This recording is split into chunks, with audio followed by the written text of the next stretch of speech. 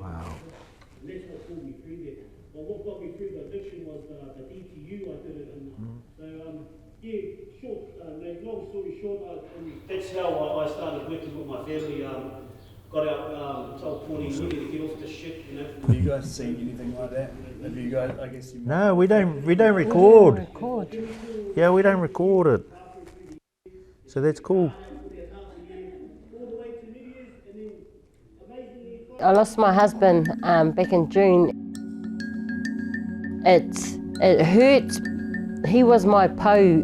He's left a huge hole in our Opu group. You know, he's here with us. He's here by legacy, he's here by wairua. He wants us to continue this legacy, I believe.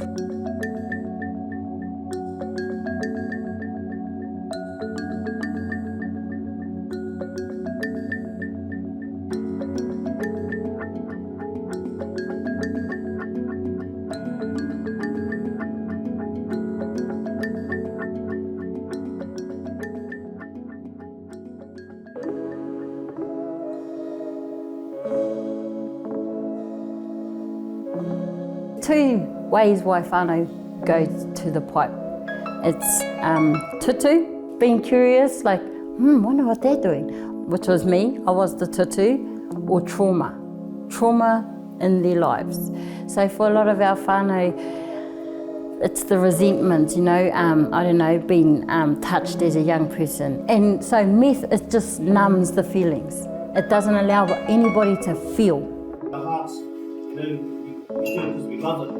We want to see our whānau get through this perfect. The purpose of the group is to just to open up a space so our whānau feel safe, somewhere safe to talk about what's going on for them in their addiction, not even just addiction, what's going on for them in their life.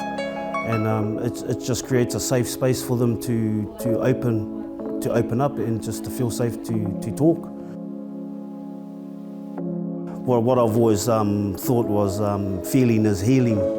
So if you let all those bad feelings out and talk about it, then it actually makes all that ugly come out of your puku and what's in there. It is an illness.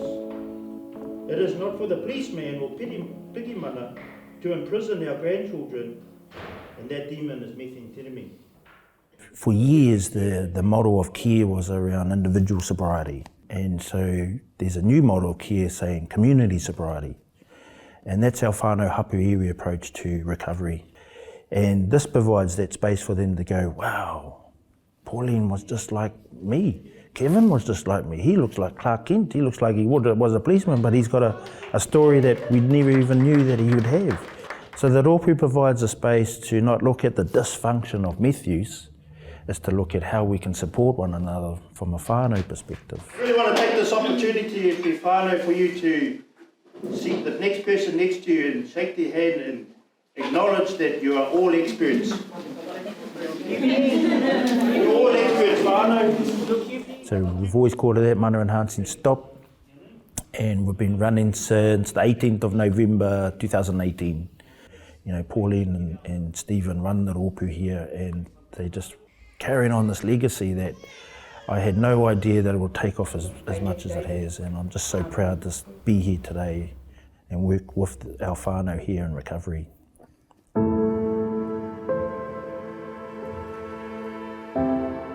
I had a first touch of the pipe back in 1999, and in 2018 I went cold turkey. It wasn't easy, so I didn't even know this myself, but I went through rejection and abandonment. But I didn't know it then, and our whānau don't know. Our people out there that are still using meth, they actually don't know. They don't know about resentments, they don't know about feelings. They just think, oh no, only pussies cry, you know, that type of stuff. And it's about saying to our whānau, it's okay to cry, because especially for our tāne, especially for our male men, the big thing about that is when our whānau are not sharing their emotions or their feelings, is either one, they go into addiction, or they go into whakamomori, suicide. About 13 years in addiction, you know, just shit on my family, terrorised them, you know, for money, all sorts of stuff. My kids weren't even contacting me, You know, all the friends that you had, well, you know, they disappear. Everyone disappears. So I went into a dark space in jail where I actually wanted to commit suicide. And that's where I had to realise why these thoughts were coming in, why I was feeling like this, why I was even thinking like that. And then it came back to methamphetamine. What do we do? Yeah. Hey, for me, I couldn't even talk to my emotions. I'm a man. When I talk to emotion, hey. You know, this thing that I always often say, you know, I was hypnotised by that little white bag. I was thrown into a prison cell. And I don't regret going to prison, but now it's really hard to see my whānau who are potentially using meth, you know, being arrested for that and going into prison, where I know that it needs to be a health model approach. And I think that Opu provides that space where if we could roll it out to every community, I think that'll be a huge way forward. So that our social services can say, well, we can do this mahi with you, but you can actually have another space where you can talk about some of those more challenging things. And I think the amount of money that's invested in putting our whānau into prisons, 130,000 a year to potentially put someone like me in prison, where if we put that 130,000 into running a rōpū like this, we could probably have a different outcome for many people rather than just that one person.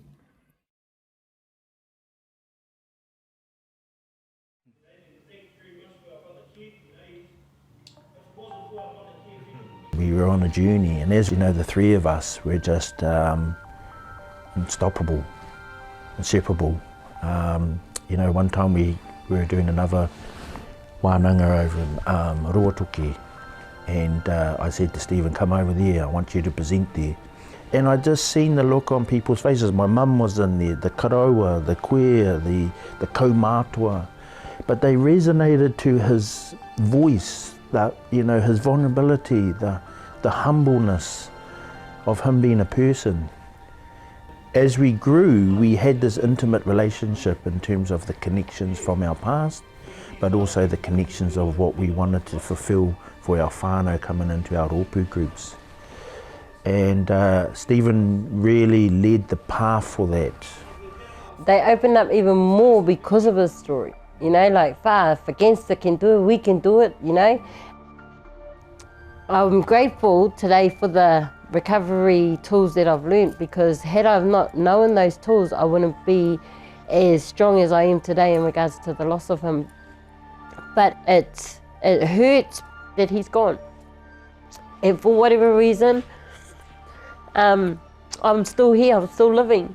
But I'm grateful for my recovery, because I wouldn't be able to, I don't cry much. I cry when I'm alone, but it's not hard. It's only hard if you make it hard. Acceptance and acknowledgement is the main thing. Just accept, you know, accept that my husband's never coming home, acknowledge that he's gone. So I will live the best that I can.